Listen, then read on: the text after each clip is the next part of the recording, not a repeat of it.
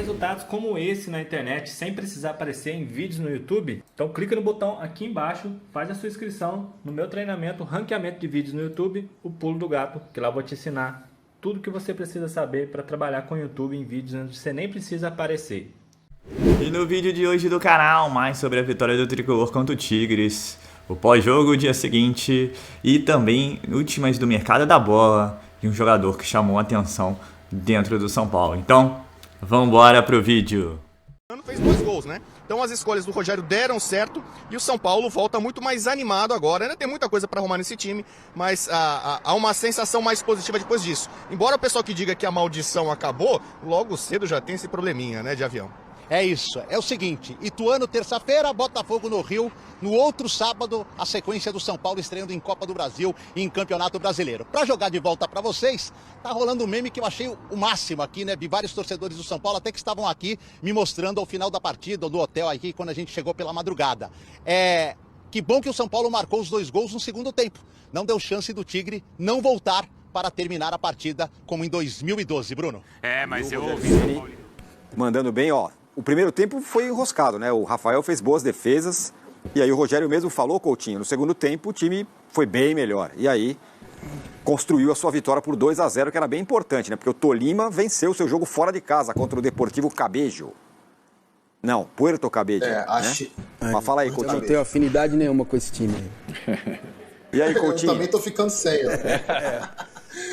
Então, eu acho que além dessa parte da situação do grupo, né, do histórico que esse grupo deve ter, eu acho que foi fundamental essa demonstração de força do São Paulo para aquilo que a gente já debateu algumas vezes aqui. Né? O São Paulo, em vários momentos, desde o retorno do Rogério Ceni, foi um time muito frouxo defensivamente em jogos importantes, né? Em jogos que tinham um caráter de uma exigência maior. E ontem isso não aconteceu. O São Paulo ele teve problemas nos 30 minutos iniciais, algo até natural pela atmosfera do estádio, para essa questão motivacional, né, do histórico entre Tigre e São Paulo, pela característica do Tigre, que é um time que joga muito direto, com centroavante que está em franco crescimento na carreira, um time que tem esse volume ofensivo, mas a equipe suportou muito bem. Não só pelo Rafael, mas também pelo ótimo trabalho de proteção diária que o Arboleda fez nos minutos iniciais. Acho que ontem ficou provado que é fundamental que ele jogue nessa linha defensiva do São Paulo. A partida de ontem tinha essa cara, né? Tinha essa exigência para a equipe tricolor. Teve problemas na saída de bola, acho que faltou um pouquinho mais ali de movimentação para gerar as linhas de passe, né? O entendimento das irregularidades do gramado também no início do jogo. Mas depois que o São Paulo começou a empurrar o time do Tigre para trás, a forçar um pouquinho mais de bola direta para o Erisson, que tem essa característica, né, de ganhar duelos com os zagueiros adversários. Michel Araújo tirando a velocidade do jogo pela esquerda, ele foi muito bem. Aliás, é algo que me surpreendeu, porque ele não vinha bem no Fluminense, jogando como meia. É um jogador que eu gosto, mas esse retorno dele do Fluminense, ele não vinha bem. E fez muito bem para ele, né, mudar de áreas e ir para o São Paulo. Mas me surpreendeu muito. Quando eu olhei a escalação e vi que ele ia jogar de ala, eu falei, peraí, não tem tanta característica para isso, mas quando a bola rolou, ele foi muito bem, né? O São Paulo encontrou nele ali uma forma de tirar a velocidade, arrefecer um pouquinho ali os ânimos do jogo, e ele tem essa característica de pisar na bola, de encaixar bons passes, né? de reter a bola em alguns momentos. Então ele fez isso muito bem, e aí o time foi reagindo, foi se encontrando. Gostei muito da atuação do Wellington Rato. Ontem ele não jogou na função que ele vinha jogando, né? Partindo aberto da direita, o Rogério ele monta um trio no meio campo ontem, né? O Jackson Mendes mais recuado, com o Nestor e o Rato como meias, e o David fazendo uma dupla de ataque mesmo com o Erisson, algo que foi importante para segurar mais homens na linha defensiva do Tigre, e o time foi crescendo, foi se estabelecendo em campo, equilibrando, até dominar as ações na segunda etapa, e acho que meio que mostrou um pouco do caminho para o Rogério no segundo semestre. O São Paulo do Brasileirão, que vai encarar os desafios do Brasileirão e da Copa Sul-Americana, da Copa do Brasil, é um São Paulo que vai ter jogos mais parecidos com o jogo de ontem e menos parecidos com algumas partidas do Campeonato Estadual. Então, essa formatação do jogo de ontem, para mim, fica muito próxima daquilo que vai tornar o São Paulo mais competitivo, vai tornar o São Paulo mais capaz de vencer desafios contra equipes até melhores do que o Tigre, né? O Tigre, no meu modo de ver, tecnicamente falando, não é melhor que o São Paulo, mas jogava dentro de casa, tentou se impor de uma maneira que o São Paulo deu boas respostas inicialmente, e aí resolveu o problema inicial do jogo. O São Paulo conseguiu tomar as rédeas da partida no segundo tempo e a vitória é bem merecida. E que bom ver o Herisson, né? Indo bem no São Paulo. O Herisson foi muito bem no Brasil de Pelotas, há 2 anos atrás, numa Série B, num time que não criava nada, que só dava bico pra frente, se defendia, e ele fez 8 gols no retorno de Série B. Isso chamou a atenção do Botafogo, o Botafogo levou ele foi bem no Botafogo, em Portugal não conseguiu se desenvolver, mas é um nome importante para esse elenco de São Paulo. Não acho que tem que ser titular com o Caleri disponível, não. Mas agora que o Caleri se lesionou e em determinadas partidas, a característica do Herisson vai ser muito importante. É aquele tipo de atacante que o zagueiro detesta enfrentar. Cara, sabe proteger a bola, tromba o tempo inteiro, pressiona a saída de bola. Se você der 1 milímetrozinho de espaço, ele consegue fazer o gol. Não que seja um primor tecnicamente, não é isso. Ele vai ter dificuldade em alguns cenários, mas num jogo como o de ontem, o Herisson foi fundamental e vai ser importante para o elenco do São Paulo ao longo da temporada. Vamos debater bastante. Não faz pergunta. O Luiz Gentil fala o seguinte, o São Paulo foi muito bem, clima era tenso, a torcida tacou pedra no ônibus do próprio time, pensando que era São Paulo. Foram lá soltar rojão no hotel errado, sério. Esses são os torcedores. Por fim, ele fala aqui, ó, tinha uma mulher quase arrancando o alambrado ali. Chorando. Tá aí, eu acho que essa questão toda que o Coutinho, o Massini e você passaram sobre o que envolveu nesse jogo, né? Tigre e São Paulo, como se fossem rivais, é uma rivalidade unilateral, né? O Rogério até no seu portunhol depois do jogo, ele deu uma... Não, o cara fala bem. Deu uma... Não fala isso, não. O Rogério manda bem, não tem uma legenda. Digamos, deu uma alfinetada sobre 2012. Isso. E não vai pensar você que o jogo de volta no Morumbi não vai ter, porque vai ser a volta do Tigre ao Morumbi. Sinceramente, né, cara? Com todo respeito, nenhum pachequismo. Tigre e São Paulo são coisas diferentes, praticamente não conversam, né? E a questão de 2002, um time fugiu do segundo tempo, estava perdendo 2-0, pum. Sim. Né? Aliás, o time bateu o jogo inteiro. O Rogério até alfinetou, esse time agora é mais técnico, quer jogar. Aliás, é verdade, o São Paulo também soube, e acho que o Rogério é bom nisso, a gente sempre fala.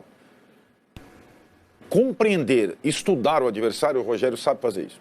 E o time do Tigre, hoje, técnico pretendido pelo Boca, é um time que quer jogar. Tem o centroavante da seleção italiana, tem um meia ofensivo, tem um segundo atacante. Não é o time de 2012 que só dava cotovelada para lá e para cá. Agora, na trombada, o São Paulo, esse time de ontem, também sabe, como o Massini falou, competir. E a questão da preocupação do Massini com a coletiva e a minha defesa do esquema com 3 zagueiros no São Paulo, ela tem explicações. O Rogério, na temporada passada, ele teve o que a Marília chama aqui de recaída. O sistema preferido do Rogério é o 4-2-4, que para mim é um sistema que ele é só justificável quando você tem muitos jogadores bons. Como foi no setor ofensivo. O bife de fígado dos esquemas táticos. Exato. Quando você tem o Robin, o Ribéry... Cara, o time do São Paulo é um time tosco. Vamos combinar. O time do São Paulo é um time tosco. Tecnicamente é um time fraco, mas ele tem virtudes. Ele é um time jovem, forte, físico, que no futebol atual, se bem armado, ele encara qualquer time, desde que joga com uma linha de 3. Porque os principais jogadores do São Paulo são os zagueiros. O Arboleda é o melhor jogador do São Paulo nos últimos 5 anos. Ele pode jogar na sobra, na direita ou na esquerda. O Beraldo... Cara, o Arboleda onde parecia um arado. Então. Capinou. Parecia um arado. E a bola aérea não passa. O Beraldo é, de fato, um machado, porque ele é construtor, é canhoto. Técnico. Ele é um jogador técnico rápido. E o cara do lado direito pode ser o Alan Franco, que é mais fraquinho, ou o Diego Costa, que vai voltar, era o capitão no ano passado. O Alan Franco os melhores jogadores... né? Um jogador lento e tal, mas deu passe para gol, né? Exatamente. Os melhores jogadores do São Paulo são os defensores, então você coloca os seus melhores para jogar, simples assim. Isso, não é, Vitor Pereira? Isso muda, justifica, né? Eu vou comparar com o Vitor Pereira, rapidinho, vou chegar lá. Desculpa, eu tô burro. Não, mas eu acho que o Vitor... Tem questões do Rogério Ceni com o Vitor Pereira, semelhanças nesse início de temporada. Vou chegar lá. A opção por 3 zagueiros no São Paulo, diferentemente no Flamengo, é uma opção que ela, historicamente, o torcedor está acostumado. O melhor momento da história do São Paulo, o São Paulo jogou com 3 zagueiros, campeão da Libertadores, do mundo e tri brasileiro. Não é uma coisa que estranha, pelo contrário. O torcedor enxerga, vai lá na arquibancada, olha aquela distribuição, ele reconhece, ele tem uma analogia com aquilo. É natural. E o melhor momento do São Paulo ano passado com o Rogério foi quando ele jogou com 3 zagueiros. Aí o Arboleda se machucou, o São Paulo não contratou e ele teve a recaída. Voltou para o 4-2-4. 4-2-4 não vai ganhar de ninguém. Não deu vale, não ganha de ninguém. É impossível ganhar. E acho que se ele não tiver a recaída, ainda mais com menos jogadores técnicos em relação ao ano passado, porque ano passado você ainda tinha o Patrick ali, que fazia uma coisa diferente, o Luciano entrou numa fase boa, o Nicão entrava de vez em quando, fazia um golzinho, o outro... Agora, meu velho, só tem jogador assim. E ele vai ter que jogar com linha de 3. Porque é o melhor jeito de jogar com esse elenco. Aí, 2 comparações rápidas, uma com o Vitor Pereira, outra com o Lázaro. A gente acabou de vir do Corinthians.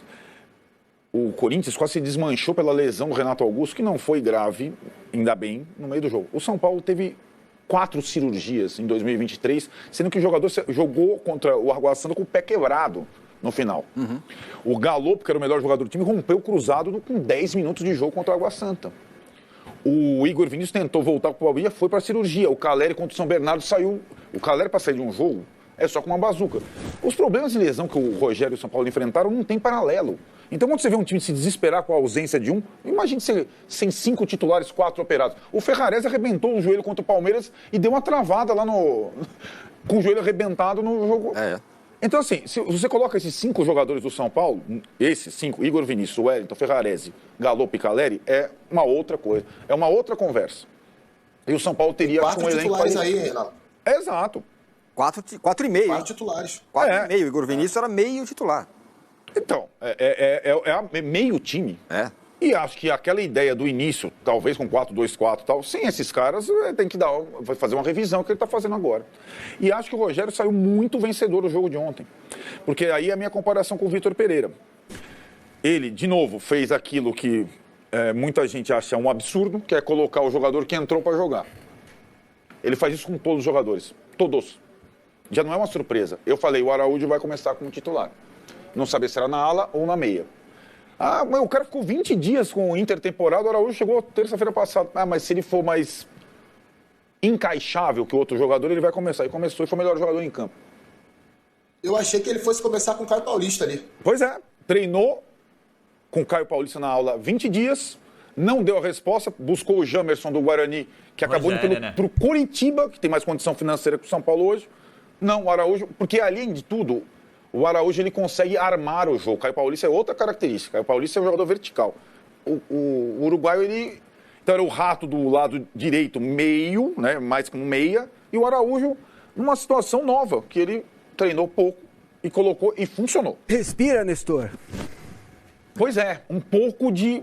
O Nestor, um pouquinho mais forte. Você viu assim? Você viu a metida de bola que ele deu? Sim, foi o passe decisivo pro jogo. Que abre o... Isso, respira, Nestor. Tem um pouco mais de ajuda na criação. Você tem 3 zagueiros e tem um pivô como o Erisson, você está sempre próximo de fazer um gol ou de uma bola parada ou de uma jogada que o pivô vai segurar a bola e quase todo o primeiro tempo. Então a estratégia dele foi boa. Qual que é a diferença em relação ao Vitor Pereira? O Vitor Pereira também está jogando com 3 zagueiros, você nunca sabe como vai ser o time, a escalação. Só que a relação do Vitor Pereira com o Flamengo, o grupo de jogadores que o Flamengo tem, e do Rogério com o grupo de jogadores que o São Paulo tem, é inversamente proporcional, certo? Então o Vitor Pereira vai querer mexer na turma que ganhou tudo lá, no Gabigol, meu velho. O Rogério está mexendo com o Luciano. E essa é a última comparação que eu faço. Tem que mexer mesmo. Claro. As semelhanças entre o momento do Gabigol e do Luciano nessa temporada são enormes. Os dois ganharam a camisa 10, os dois ganharam a faixa de capitão, os dois ganharam uma nova posição e os dois estão fracassando. Só que o Gabigol, se ele fracassar, ele traga todo mundo. Ele traga. Ele decepa o Vitor Pereira antes. E o Luciano tentou ser solidário ao Marcos Paulo no episódio com o Rogério Ceni. O que vai acontecer? Quem vai perder a cabeça? Luciano ou Rogério Ceni? Não tem conversa. Ontem o que aconteceu? Rogério Ceni, jogo definido, vai entrar quem? Luan, Luciano e Marcos Paulo ao mesmo tempo. Os 3 que foram lá criar confusão no pós-jogo com Água Santa. Essas coisas que estão fora do campo, elas contam demais. Então, a vitória, e como o Rogério Ceni está lidando com esse ano, já fez a reformulação no passado, e como ele está enquadrando as novas lideranças... Uma vitória política também. É uma vitória política muito grande, cara. E agora, o Luciano ganhar o lugar do Erisson, e ainda tem o Caleri para vir, e tem não sei o quê, olha, cara, pro Luan recuperar a vaga do Mendes, que jogou bem de novo ontem e tal, vai precisar capinar. E pro Marcos Paulo jogar alguma coisa algum dia na vida, ele vai precisar dar uma resposta no campo. E aí, cara, não importa se o jogador é mais técnico ou não, porque não tem Gabigol no São Paulo, não tem craque no São Paulo e não tem quem venceu muita coisa no São Paulo. Diante de um treinador que tem o passado que tem, que é o cara capaz de falar do jogo do Tigre, porque ele estava lá, né? No contexto todo. Então foi uma vitória gigantesca do Rogério. Tática, de estratégia e política, mas se matou. Política interna.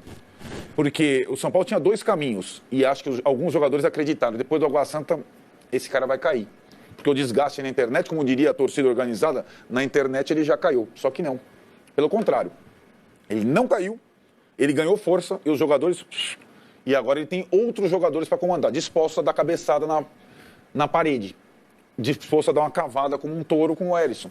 Acabou essa história. Se você prefere o Luciano ao Erisson, para mim, depende da circunstância, depende do jogo. O Luciano não é exatamente um craque, né? Então, o Erisson pode ser mais útil. E foi o que aconteceu ontem, essa opção. O Luciano treinou como titular ao lado do David o tempo todo. Jogou amistoso com o Curitiba e tal. Ele falou, cara, é melhor botar o Erisson no jogo. Quem que ia sair melhor contra o Tigre lá tomando butinada, cabeçada? Luciano ou Erisson? Erisson. 2 gols do Erisson, 2-0 São Paulo. Foi uma vitória importante do São Paulo, foi a estreia da Copa Sul-Americana, o segundo tempo do São Paulo foi muito bom. E o que chama a atenção dessa vitória, além dos 2 gols do Erisson, da atuação do Rodrigo Nestor, que deu um passe. Logo depois da partida, mandei algumas mensagens, né, para dirigentes que estavam lá na Argentina, pessoas que estavam ali próximas ao presidente. E o curioso é que, assim, nem foi eu perguntando. Quando você manda ali, aí, pô, jogo legal, como é que tá o clima aí? Assim, para você saber um pouco do termômetro do vestiário, de quem tá lá. Respostas muito parecidas em relação a um jogador. 2 pessoas me falaram assim, pô, você viu a atuação do Arboleda? Você viu como ele joga, quando ele tá bem fisicamente, nessa linha de 3 zagueiros, como o Arboleda tá jogando bem e como o Arboleda ajudou o São Paulo nessa partida? O cara tá jogando muito, o cara muda a prateleira do São Paulo, muda o patamar do São Paulo, ele é de uma outra prateleira, né? Foram frases que eu ouvi, que eu li ali, né, trocando mensagens com pessoas do São Paulo que estavam lá na Argentina com o time nessa vitória na Sul-Americana. E de fato, quando você pega os números do Arboleda nesse jogo de ontem, ele não fez nenhuma falta, ele não foi driblado, ganhou 100% dos duelos no chão. O Arboleda teve 9, não desarmes, mas ganhou 9 duelos, ou seja, teve 3 desarmes e desses 3 desarmes ele armou praticamente o contra-ataque do primeiro gol do Erisson. Porque ele rouba a bola, já arma o contra-ataque e aí o Nestor recebe a bola na frente, dá o passe e o Erisson faz o primeiro gol, que é o gol que abre o caminho da vitória do São Paulo. Ou seja, é um desarme que já começa a ser um desarme construtor. Ou seja, o Arboleda, sem dúvida nenhuma, faz a diferença no time do São Paulo. O Arboleda que teve uma lesão grave no ano passado, fez todo um tratamento. Foi inclusive num jogo da Copa do Brasil, né, num jogo contra o Palmeiras, né, um jogo decisivo, porque ele teve uma lesão, aí fez cirurgia, ficou um tempão tratando, foi para a Copa do Mundo, foi muito mais naquela coisa de tipo, vou acompanhar a delegação, porque ele acabou praticamente, né, sendo uma figura nula ali na seleção equatoriana.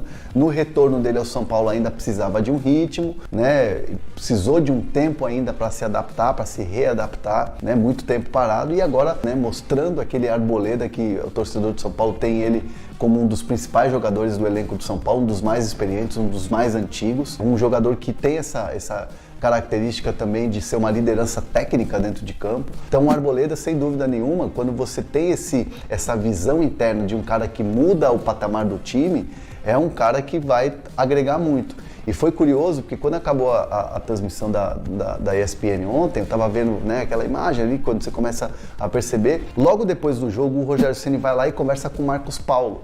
E isso já é um indício, né, o Marcos Paulo que entrou no segundo tempo, de que essa situação que aconteceu logo depois do jogo do Água Santa, aquela discussão e tudo mais, é algo que é superado. Aliás, o que me comentam, né, de bastidor, de papo de bastidor, é que esse episódio, Rogério Ceni e Marcos Paulo, é algo superado. E aí, logo depois que o Rogério conversa com o Marcos Paulo, ele vai em direção ao Arboleda. E ali eles começam a falar sobre o jogo, a falar sobre lances do jogo. Ou seja, você vê a importância que o Arboleda tem dentro do elenco do São Paulo. Paulo que o técnico já logo foi falar com ele sobre as questões e discutir ali o que aconteceu durante a partida. Sem dúvida nenhuma, esses números, tudo o que aconteceu na partida de ontem mostra que o Arboleda é esse cara que o São Paulo precisava como reforço para essa zaga do São Paulo, uma zaga que agora vai ter. O uso do Michel Araújo, ontem como ala, ele tem muito a ver com o próprio conhecimento do Rogério em relação ao jogador. Ele não vai colocar um jogador recém-contratado para exercer uma função se ele não tem essa capacidade. Praticamente sem ter treinado. Não, se você olha o precedente dele, ele já fez várias funções, né? No próprio Fluminense, já fez várias funções. Então você dá essa condição para o cara, a confiança para ele exercer essa função, ele vai fazer tranquilo, não vai ter problema nenhum. Você não pode colocar o cara para fazer uma função que ele não tem a capacidade de fazer essa função. Entendeu? Esse, para mim, é um grande problema. Você não adianta, se o cara veio contratado, portanto, se ele não tem a característica para exercer essa função, você vai terminar trazendo prejuízos para ele e para o time. E o Rogério sentiu no Michel rapidamente. Ele falou, esse é um cara que vai... eu vou poder mexer com ele, ele vai estar disposto a jogar em várias posições, ele vai querer ajudar, ele vai fazer de boa vontade. Ele sentiu ali na integração do Michel ao grupo que seria um cara fácil de trabalhar nesse sentido. Acho que isso deixou o treinador mais à vontade para poder fazer essa escalação. Lembrando que o São Paulo tem no seu elenco profissional 6 laterais direitos, que é um negócio impressionante.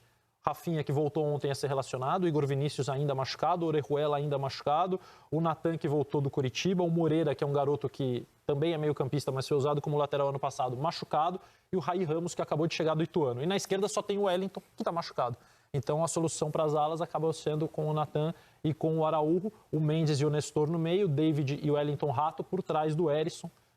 Ele encontra uma alternativa de jogo, né, que ainda não tinha aparecido esse ano. Ano passado, sim, ele jogou várias vezes com 3 zagueiros. A volta do Arboleda também deixa ele mais à vontade para fazer isso. Tem o Caio, que pode jogar na ala. Mas o Arboleda foi importante. Ele desarma o início da jogada do primeiro gol. Ele dá uma segurança para 2 zagueiros que têm muito boa técnica, que são o Alan Franco e o Beraldo. Mas principalmente o Alan Franco sofre um pouquinho para defender. O Arboleda é a compensação disso. Ele não tem o melhor passe, mas ele tem uma imposição física que falta aos outros. Bora fechar o vídeo para falar sobre Everton Ribeiro mais uma vez. Tem gente na rede social espalhando a informação de que o Everton Ribeiro pode virar reforço do São Paulo ainda nessa janela de transferências. Pessoal, a chance é nenhuma. São Paulo hoje não tem capacidade financeira de pagar o salário do Everton Ribeiro de algo na casa de R$1.200.000 por mês. E o problema não é só esse. O Flamengo tem contrato com o Everton até 31 de dezembro, não tem a mínima intenção de liberá-lo. Mas, Nicola, o Everton Ribeiro é banco. Sim, é banco de um técnico que pode ser demitido no próximo domingo.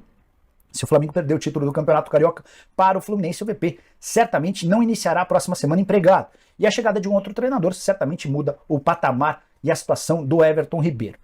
Caso o Everton Ribeiro, ele só pode deixar o Flamengo a partir da próxima temporada. E aí vai entrar o Flamengo, vai entrar o Palmeiras, vai entrar o Corinthians, o São Paulo. Imagino que apareçam vários interessados. Tudo vai depender de como o Flamengo vai tratar a possibilidade de renovação de contrato do Everton Ribeiro. Mas para esse ano a chance é nenhuma, especialmente para um clube que passa por enormes dificuldades financeiras como o São Paulo. Tricolor, por exemplo, outro dia não teve grana para contratar o Bernardo Chapo, que é jogador ou era jogador do Ituano e virou reforço do Fortaleza. Então, não embarquem nessa. Jogadores caros como o Everton Ribeiro não serão contratados em hipótese alguma na atual temporada. Estando livre para o ano que vem, talvez numa outra condição, com o São Paulo classificado para a Libertadores e uma mudança de patamar financeiro, isso poderia acontecer para 2021. Começando a falar primeiro rapidamente de Everton Ribeiro. Nicola, assina embaixo aí com o que ele disse, já falei diversas vezes, esquece, é muita grana. E mesmo que ele não renove com o Flamengo, o Everton Ribeiro vai ter concorrência, sem dúvida, Palmeiras, Corinthians e outras equipes vão estar de olho no jogador que tem hoje condições de aportar um melhor salário para o jogador, sem dúvida nenhuma.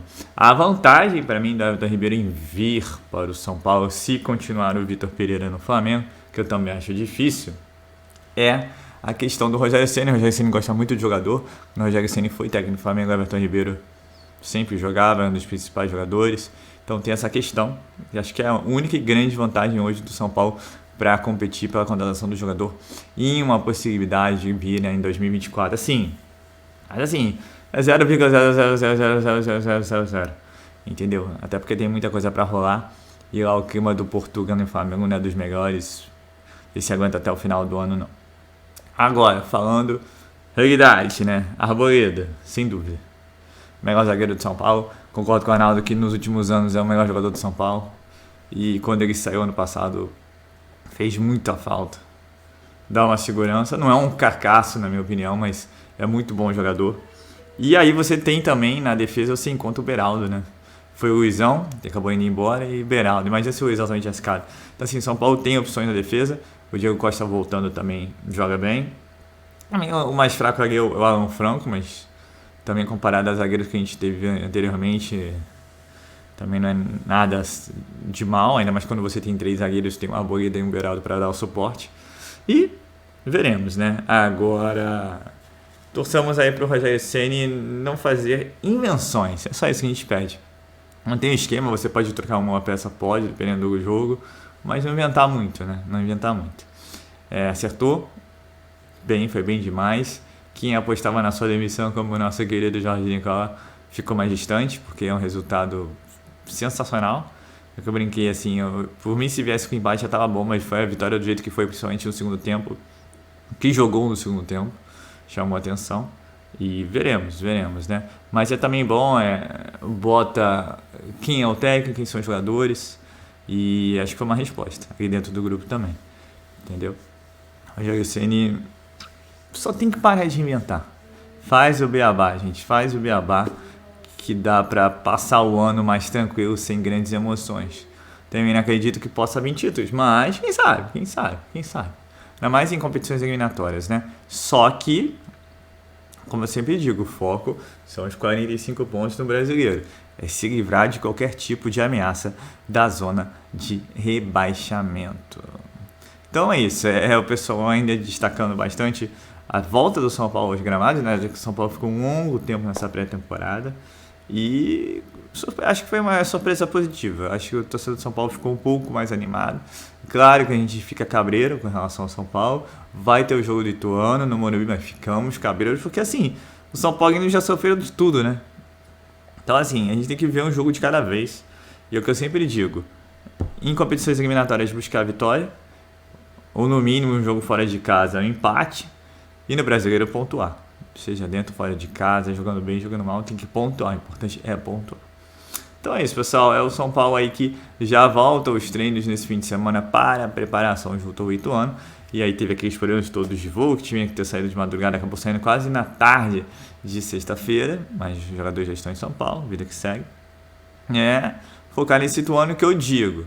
Não é nenhum bicho papão, ainda mais agora que perdeu o Raí Ramos, Bernardo Chapa, ou entre tantos jogadores, é um Ituano totalmente diferente daquele Ituano do Campeonato Paulista, que a gente tem que lembrar também que não foi aquela maravilha, né? Quase foi rebaixado, se classificou na Bacia das Almas por incompetência do Santos e caiu ali contra o Palmeiras, vencendo também o Corinthians, um petardo do Raí Ramos, que acabou levando os pênaltis e o Ituano se classificando. Mas quanto o Palmeiras fez jogo duro, sei lá, assim, ser sincero pra mim é que o Palmeiras não vem bem também.